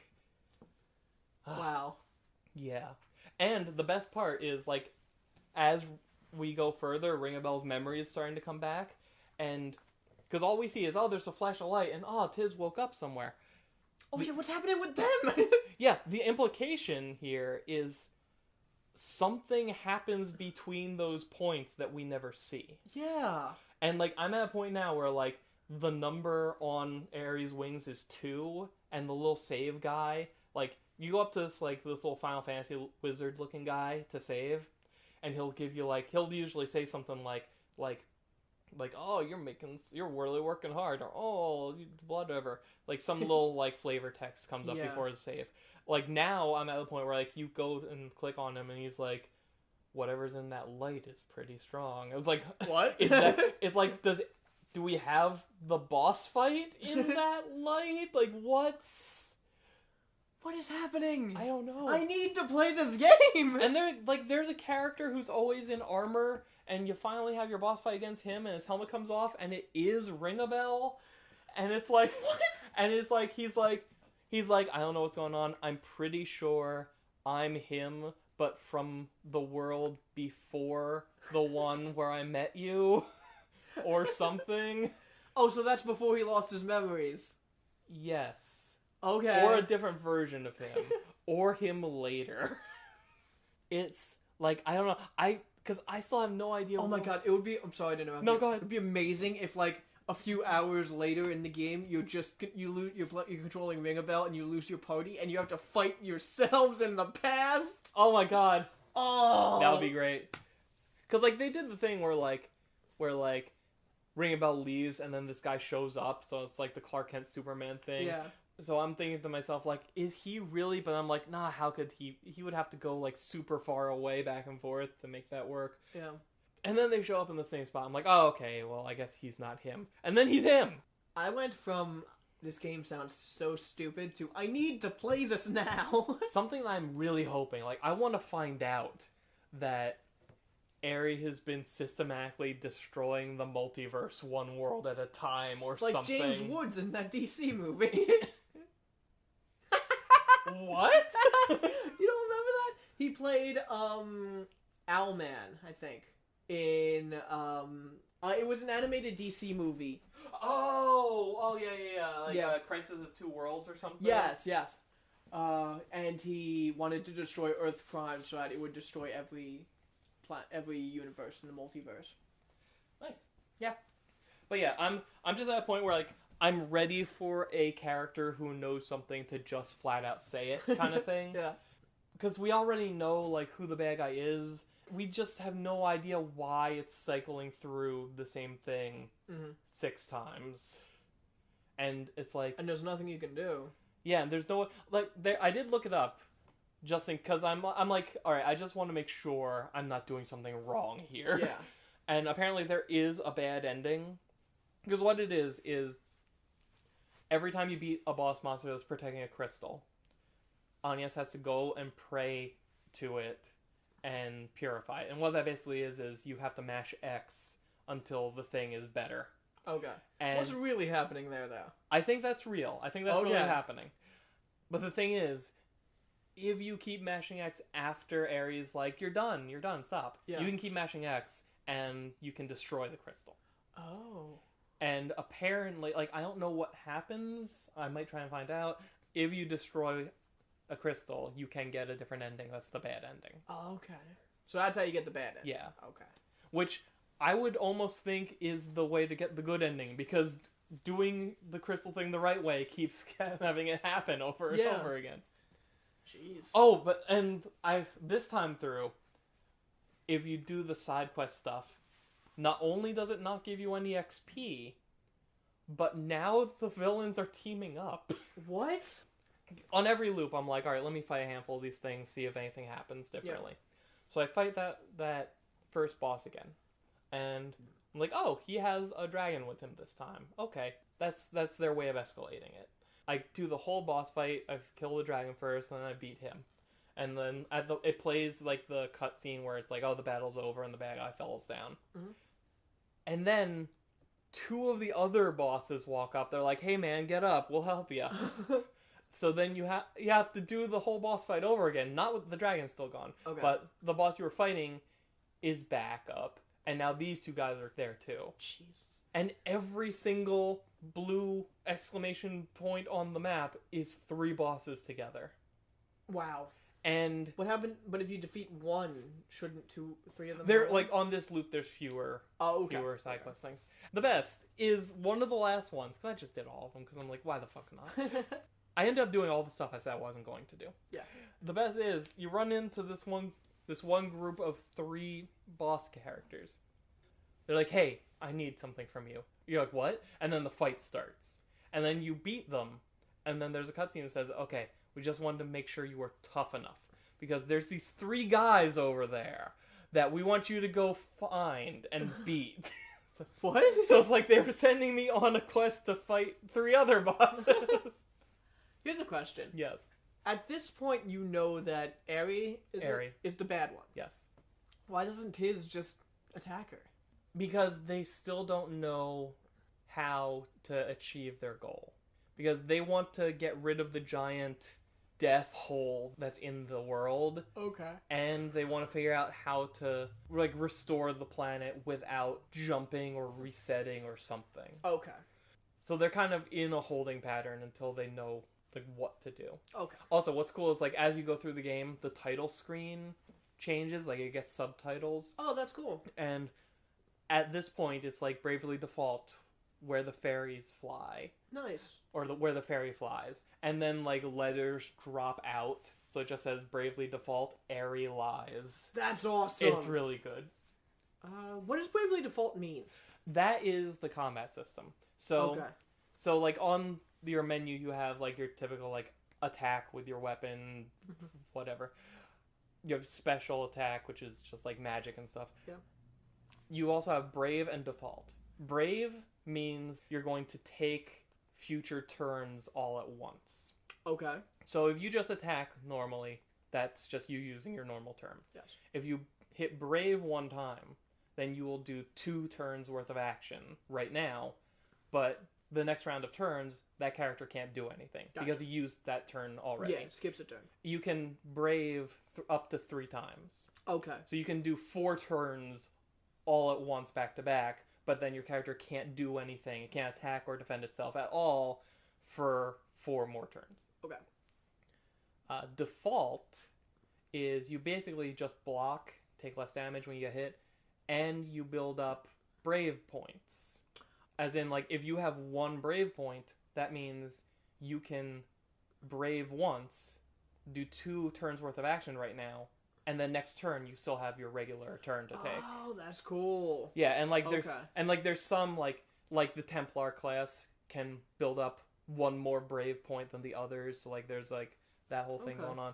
And so I try to always have somebody defaulting to build up Yeah. turns. I always have somebody braving to do 1 or 2 turns at once, and I always keep some people just doing normally. Okay. Because like you'll also have some really good moves that require a certain amount of Brave points. Gotcha. And like you can do those moves without them, but it just puts you into the red. Like Agnes has a move that makes you the whole party immune to all elements for like 4 turns, but it costs 3 Brave points. Okay. So if I don't have any, or if I'm concerned that okay we're gonna get slaughtered before I build up 3, I can just do it with her first turn at the beginning. Mhm. But that means she's not going to be able to do anything at all for another 3 turns because Gotcha. she's in the red for 3. Okay. It's a really cool system. Yeah. Its strategy matters, Yeah. and also absolutely everything you fight in this game can Brave and Default. Really? Yes. Interesting.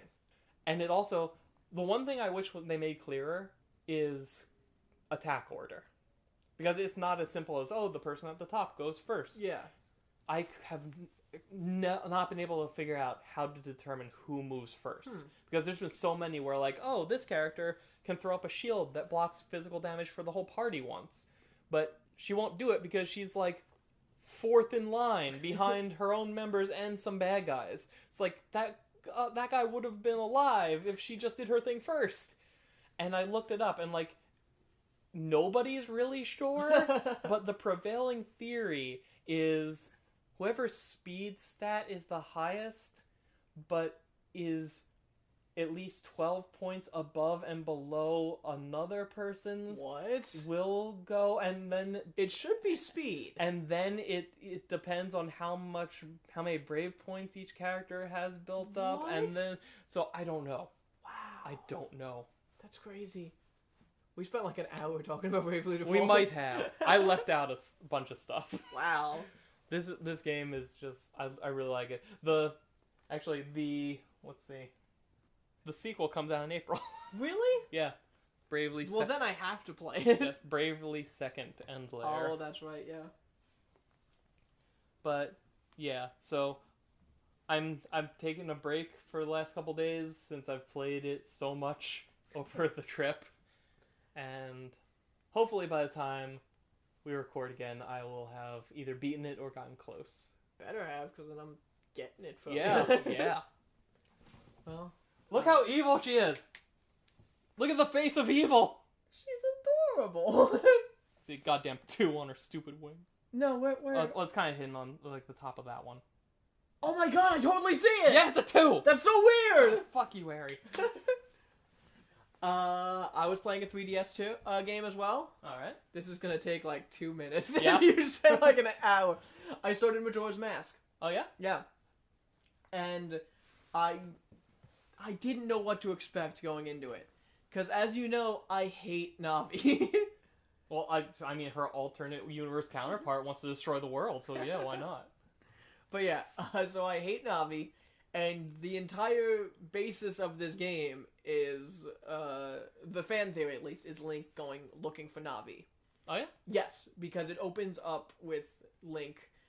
He said, like, the story is, like, the hero of time, after he finishes his adventure, is looking, like, this is the opening cutscene. He's, like, once he finished his adventure, he went in search of his lost friend. And, he's on, like, horseback, exhausted, and he finds this weird world. And that's where it opens. So, like, his lost friend seems to be referring to Navi. And he discovers this crazy world, and, like, he's in this forest of fairies, essentially. And he gets his new assistant, Tattle, who is another fairy. Tattle is awesome! What is the difference between Tattle and Navi? Because Tattle has a brother whose name I can't remember. I've only played... No, it's something else. I've only played it for a couple hours. And they have a backstory where they were helping out, they met Skull Kid, who's the villain of the game. Have you ever played Majora's Mask? I haven't. I know Skull Kid. Yes.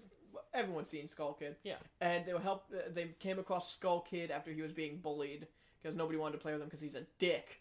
And they went to cheer him up, and they were playing with him for a few hours.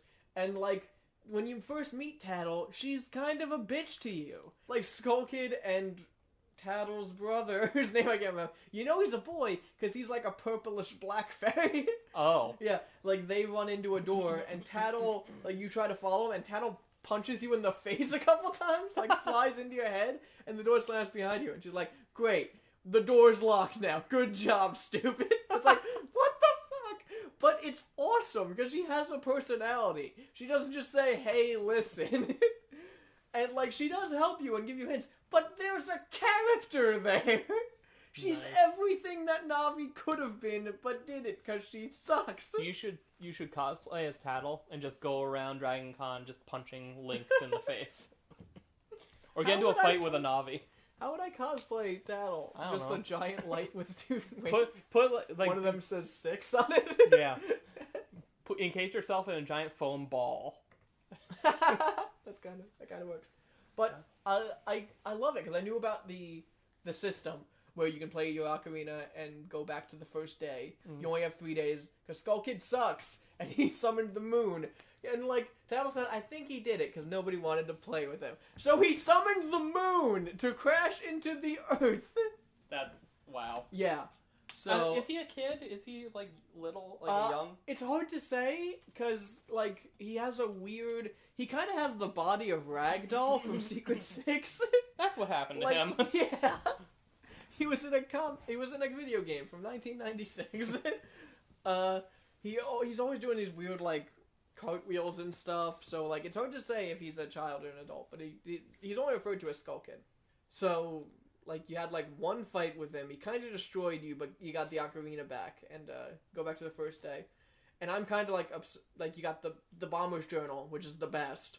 It has like every time you discover someone's schedule from following them and being weird, like you learn like what they're doing on the first day, on the second day, and the third day, and it all goes into the journal. And like that's where all your quests go and stuff. I haven't even gone to the first dungeon because I'm just going around town, like watching people and find out what they do. And like I'm just stalking people. yeah, that's great. Like I found out what the lottery numbers were, so I just played the lottery for 3 days in one. And then I went back to the first day because I realized I'd wasted 3 days and lost all the money. Because, you know, can't take items with you in your time travel. Oh, if you get like a hookshot or something, do you have to re-get it? I don't know because I haven't done any of the dungeons yet. Oh, okay. So I haven't gotten anything like that. But I can take my masks with me. Oh, good. So probably if I get a key item like that, I'll be okay. If you get equipment, you can probably... Speaking of Zelda and dungeons... So... We're still doing this podcast. Shut up! No, it's just... we took a week off, it's fine. A lot happened. So Twilight Princess HD is coming. Yeah, I can't wait. And it's coming with a Midna on Wolf Link amiibo. Yeah. And if you use that amiibo with the thing, it unlocks a new dungeon. Okay, cool. And apparently, if you go into that dungeon and beat it with a certain a piece of equipment, it will give you like a bottomless wallet. Really? Yeah, it lets you hold like 10 times as many rupees. That's cool. Yeah. That's really cool. They haven't confirmed anything, but they have said that this amiibo will let you take a certain item from this game into the new Zelda game they're making. Nice. So something is probably that wallet, Probably the bottomless wallet. Yeah. which would be nice. Yeah. Or it's Wolf Link. Yeah, you just have this weird dog now. Yeah. It's basically Fallout 4. I'll get what anyone says. Twilight Princess is an amazing game. Oh, I like that. I just got to a point where I didn't know what to do and I stopped playing Oh, yeah. it. And apparently, the other Zelda amiibo, if you tap like Toon Link, it refills like your arrows. Oh, okay, cool. If you tap like Zelda or Sheik, it refills your hearts. I'm gonna have to pick up a Sheik amiibo. But if you tap Ganon, it makes the enemies do double damage. That's amazing! Yeah. That's the best! That's a good idea. Yes! What do you think about them locking another dungeon behind an amiibo, though? That's fine. Yeah? Because you're getting a full game. This is like DLC. Yeah. Yeah. It's weird. It's because when they started doing amiibos with Smash Brothers, I kind of hoped they would do this. Like, okay, you want the Mewtwo DLC character? You need to buy a Mewtwo amiibo and tap the thing, and that's how you get them. Yeah. And now that they're doing it, I'm like, oh man, why aren't they just doing it the old way? The old way that never existed was only in your head? Yeah. Why don't they do it the way, like, just make it like you buy it digitally and download it? Cause, like, I know what you're saying. But I like this way. Yeah. It's kind of cool. Yeah. But, like, I just hope, like, the amiibos aren't hard to come by. Because that's, like, the big failing of amiibos is how hard it can be to get the one you want. Mm-hmm. Also, it's amiibo. The plural of amiibo is amiibo. What? Yeah. Let me tell you about sheeps. You know, there's other stuff on here that I'm going to save for next time, except for this last one. Okay. Oh, no, 2. Because we have to talk about 2 things. Okay, hold on. Let me check my list, too. No, that's a stupid story. I finished that book I was reading and started another one. That's it. Oh, good. Yeah. What were you reading? It's called Heart Shaped Box. I mentioned it on, like, the second episode we did. Oh, was it good? It was really good. Is it about candy? No. Oh. It's about a guy ordered... I told you about this. That was, like, 3 episodes ago. A guy orders a ghost from, like, an online auction site. Can I do that? No, it's a fictional. I'm going on Amazon right now. He's like a rock star, and he has like a collection of like supernatural items. And this woman's like supposedly selling a ghost, haha. And turns out it's real. I just picture like this guy comes to her house to pick up the ghost, and the ghost is just like sitting. It's just like a regular like ghost from like a cartoon. Yeah. Just like the sheet with the face. Yeah. I was imagining the ghost from Undertale. Okay. Yeah. But like this ghost is just sitting on the couch with a bong, and like, and he's like, "Oh man, this is how you tell me? I thought we were cool." Yeah, but it turns out like they sent it to him, and like it was meant for this guy. Okay. Because of things that he did in the past, and like he can't get rid of it. It's really good. The first cycle through, before he awoke in the crystals, he had this ghost. Exactly, yeah. And it's very, very scary. Nice. I started a new book called A Head Full of Ghosts. Is it? Okay. I like ghosts. I like ghost stories, okay? But I'm only like 50 pages in, but it's very good. Is the same person? No. The first one was by Joe Hill. Oh, the Lock and Key. Stephen King's son. Stephen King's son. He's his own person. No, not really. I feel like we've talked about that before, too. Yeah, on the podcast that we talked about the book. Nice. And, wrote Lock and Key and other things. And this one's by a guy, Paul Tremblay. I never heard of him before, but they raved about his book on Cracking the Spine. Nice. That book podcast. Yeah. And it's very scary so far. Good. Yeah. More about that in the future. Yes, I wish you well. Fuck you! I am at the halfway point of Samurai Flamenco. Oh, yeah! Yeah, so they did the whole King Torture. King Torture. They Yes. they finished that. He's now part of his Power Rangers team. Yes. They have a Megazord. That's the best. I love the scene where he comes out. He's like, I'm Samurai Red, and then another one goes out. I'm Samurai Red. They're all Samurai Reds or whatever. What is the Flamenco Red? What is it called? I forget. I think it's Samurai Red. He's Flamenco Red. I'm trying to remember what the name of their team is. Yeah. It's like the Flamengers or something. The Flamengers, I think. Yeah. Something like that. It's weird, but I don't know. I'm in a point now where I'm not sure about the show. I might be cooling off on it. Are you serious? Because here's the thing. Because I was thinking about. I had a long time to think about this. Oh yeah. Because I got to this point before leaving for Florida. Yes. So, the entire thrust of this show at the beginning was I described it as a good version of Kick-Ass. Yes. Where it's just like, okay, this normal person is trying to be this extra normal thing. Mm-hmm. The big like conflict and like the drama comes from like basically how does he fail? Like how does reality set in? And then the guillotine gorilla thing happens and it's like mind-blowing and it's like holy shit, how are these people? All of our good guys are regular cops and this dude who throws office supplies at stuff. Yeah. How are they possibly going to deal with this? And like going forward, like that's the kind of the edge of your seat tension. Yeah. And yeah, they kind of get rid of that almost right away. But whatever, they're. Wasn't that episode amazing though? Like episode 11, I think, where Flamenco Girl is held captive by King Torture. Yeah. And the woman who's clearly in love with her, he's torturing her. I love that episode. Oh yeah, no, that episode is great because Yeah. like they resolve the King Torture thing because, in terms of okay, Flamenco Girl gets exposed for the fraud that she is. Yes. And is so like physically she's beaten, but she's also morally beaten. Yes. She just goes to a concert that her alter ego had booked and goes on stage without a mask in the costume and just like lets it all out through song and like through like singing and crying and screaming. And it's beautiful like it was a great ending. And throughout the course of the battle we find out that King Torture is just like Samurai Flamenco. He was a guy who never outgrew his love of like Power Rangers shows, but he identified with the villain. Yes. And so, like, we even get to see his nerd collection. He was like us when we were watching Power Rangers. Like, Goldar is the best part of the Yeah. show. Yep. And, like, they beat the bad guy and whatever, but it made our main character have to deal with the fact that, alright, this bad guy who's doing these horrible things is just like him. Yes. And if he had grown up a little differently, he might have been the one doing these terrible things. And that shakes him.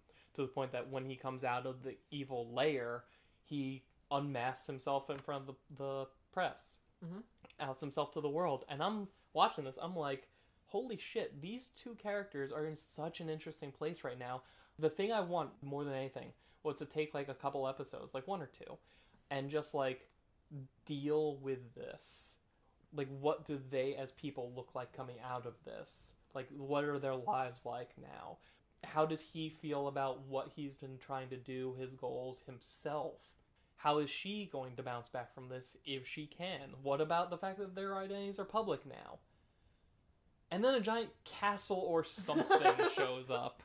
And now we're dealing with a whole team of superheroes, and they have, like, high-tech crazy powers, and there's a giant robot. I don't know about what's coming at all. I'm a little concerned that we're not going to get the thing that I wanted. You will a little. Hmm. There are some great character episodes. There's at least one really great character-driven episode. Okay. But that's really not what the show is. It's about layering craziness on top of craziness, and they have this crazy, crazy cake. Yeah, but, I mean, I feel like the Power Rangers and Robot surprise was inferior to the Guillotine Gorilla surprise. Because the Power Ranger part is more, ha! Didn't see that coming, did ya? This one was still, like, it was grounded in like, holy fuck, how are these people, who are just people, going to deal with something that's out of their league, you know? Yes. But you're still thinking about this in the terms of reality. You know what I mean? I guess. Like, it's not grounded at all. Stop thinking that way. No, I'm fine if they want to give us a show that's not grounded. I love shit that's not grounded. I love, like, Gurren Lagann, which I think is, like, the go-to example of a show like this where you start out small and go unimaginably large. Yeah. The difference is, like, with Gurren, they kept it not grounded. I don't mean grounded, but they still had the characters that you could relate to. The characters themselves were always at the center of everything, and Yeah. it was always they always kept it like intensely personal. I think this still is always going to have great character moments like that, but it puts the action and stuff like that before that. Yeah, like when I think about which has a flaw with it. Like when I think about the cast up to this point, like not even counting the new characters, they do a really good job with Samurai Flamenco. I feel like they actually, the one character they service really well is his crazy teacher, who's like the leader of the thing. His friend the cop is pretty good. Flamenco girl, I would say, kind of shallow, except in that last episode, it took her character up a bunch of notches. There's two other flamenco girls who I guess you can call characters if you want. They get some more time down the road, but not much. I hope so, because like they're each kind of a character trait, and they have a hair color. Like his manager is pretty good, but still kind of like not as much as I would like. Yeah. And then there's like that scientist with the office supplies who I still don't know a fucking thing about him. The only reason I know anything is because you told me, and I'm still waiting for that to show up. I really thought that was in the show at this point. Not yet, no. I still don't understand. Maybe I made that up. And then when the show shifts, like the way the show shifted, it didn't just shift, it shifted in a particular way where not only did they completely ignore the thing that I was hoping would happen, they also completely ignored that cast almost entirely and said, here's 4 new characters. So it's like before you've really fleshed out and really done good stuff with them, we're going to pile on more new ones. And like, yeah, I'm sure they'll go back and forth and like mix them all together and whatever. But it's like... They do address that too. Yeah? Yeah. Like at one point, I don't want to spoil anything, but at one point he shows up at the cop's house. And, like, he even says, like, I thought you were busy, like, you hardly see me anymore. You know, like, stuff like that. Yeah. It's just the same thing with Flamenco Girl. She says something similar to him. Yeah. And, I mean, it's only the halfway point of the show, and the show does surprising things pretty regularly. So, all of my concerns could be for nothing, but at the same time, it's like, it kind of felt like they were moving the opposite direction from where I wanted to see them go. Yeah. So, I mean, I'm still going to finish it. I'm like, uh-oh. Did they try and get a little too ambitious here? I don't think so, because they get even more ambitious. Okay. And then more ambitious. So, like, I don't know. I don't think so. I hope you don't think so, because this is just the beginning. Yeah. This is just stage 2 of, like, a 25-stage rocket, you know? I'm at the halfway point. Yeah, and, like, it takes ridiculously long for them to do, like, anything. You know what I mean? Like, yeah. Like, it takes, like, how long? Like, 5 episodes for Guillotine Gorilla show up? And then, like, 3 for something else to happen, and then 2, and then 1, and, like, stuff like that, you know what I mean? Yeah. Yeah. Okay, well, we'll see what happens. Okay. So, do you have anything else? I have one last thing. No, not really. So, last time, we watched that video of Lightning modeling for Louis Vuitton. Yes. Did she do an interview? She did an interview. I heard about this. Now... What was the interview about? This was... So what they did was... And this was on The Telegraph, which is a generally reputable news outlet. And it was... I read the interview, and it was like your basic... It was like your generic like interview you would have with a real person. Okay. Except it's not with a real person. No. not even a little bit, no. Was it with... Who gave the interview? I think some guy... eating a bag of Cheetos, just sat down at a computer and wrote 2 sides of a conversation. And the Cheetos are essential. Of course. So none of it is worth mentioning except for the final question and answer. Okay. And it's, what are your upcoming projects? And what Lightning says is, I'm currently winding down after a long journey. My days are peaceful. It's what I've always dreamed of. I hope these days last a long time. But I'm always looking to push myself, to better myself. Sometimes I get the urge to put my life on the line again and test my limits. One day, not so far in the future, I'll be out there again, in a world of strife. But I won't be the same person I was before. I'll return to my origins, like a Mobius strip, but it'll be a new me, one who has evolved. I look forward to the day we meet again. Fuck you. Doesn't that sound a lot like there's gonna be another game with lightning in it soon? A World of Strife is referring to Final Fantasy VII. Really? Yes. How's that? Strife was either a character or a thing in Final Fantasy VII. I can't remember exactly what. Let me look that up real quick. Isn't that Cloud's last name? Cloud Strife, yes. Oh, okay. Fuck. So lightning might be in Final Fantasy VII. Yes. Or they're saying, like, we modeled her after Cloud, so that's what she's referring to. No, I think she'll be in it. God damn it. Maybe they'll do that thing. Maybe they'll do that joke that everyone's talking about. Cross-dresser joke or Yeah. something. Or maybe, because didn't they say, whoever the hell's doing Final Fantasy VII Remake, didn't they say, like... Square? Yeah. Didn't they say... Those guys. Didn't they say, like, we want to put in surprises that even the hardcore fans of the original won't see coming? Yeah. Maybe some parallel universe version of Lightning will be like a party member. I hate this. I was looking forward to Final Fantasy VII. Could you imagine if you get to Final Fantasy VII Remake, the second part of it. You just go and you pick up the box and it's just a big picture of Lightning under the Final Fantasy VII logo. No, we just put it in. It's like we started, like, we're both blind. We just start recording it. Like, we get the day up, some miracle. And, like, episode 1. And it's just, like, that awesome trailer. It starts, like, the rain, and there's Cloud walking. And then, the first dialogue kicks in. It's Cloud's voice actor goes, "Destiny is destiny." And then Lightning walks up. Did you say something, honey? Oh, yeah. So, yeah, this weird lightning campaign thing just keeps going on and getting weirder. The only people pushing it are Square. Nobody likes her. But they keep pushing this garbage on us like we love it. There has to be they wouldn't have made 3 games starring her if she wasn't popular. There has to be, like a generation of people who, they were the right age and 13 was their first Final Fantasy game kind of thing. Maybe. I don't know. I can't imagine that's or true. 13-2 was their first one and they went back and why would you start with 13-2? The same reason I'm going to start with Uncharted 4 because I got a new console and I want the new game. The HD collection just came out. Pick that up. That's nice. I'm going to start with 4. So easy to just play all 3. They're great games, except for 3. Oddly enough, my desire to play 4 does not give me a desire to play 1 through 3. Why? Because I just want Uncharted 2 is one of the best games of the PlayStation 3. I just want to play a cool Uncharted game, and it looks like a shiny new one's coming, so I'm going to play that. You are so weird. You are a collector of many things, yeah, but you will just start in the middle. Yeah. Maybe it's because you started with comic books. Yeah, of course.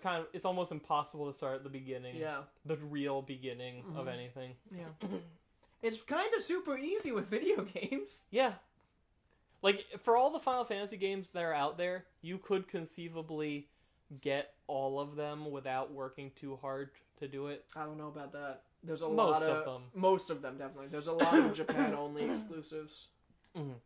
We're talking the main series only. I guess. Because remember that time I looked up a list of all the Final Fantasy games? games? Yeah, but even then, there was hundreds. Was there hundreds? There were over 100. Okay. If you count, Chocobo Racing on the N64 and weird wouldn't? stuff like that. Yeah. A World of Strife. Fuck you, Lightning. Oh, man. Thanks for listening to... What episode is this? 5, I think. Episode 5 of the Big Dumb Podcast. Yeah, biggest dumb episode. It certainly is the biggest. And quite possibly the dumbest. We're 2.5 hours right now. Yes. I'm curious to see what it'll end up being. Okay. It's probably going to be mostly 2.5 hours. Who edits things? Oh, whatever. Goodbye. Bye.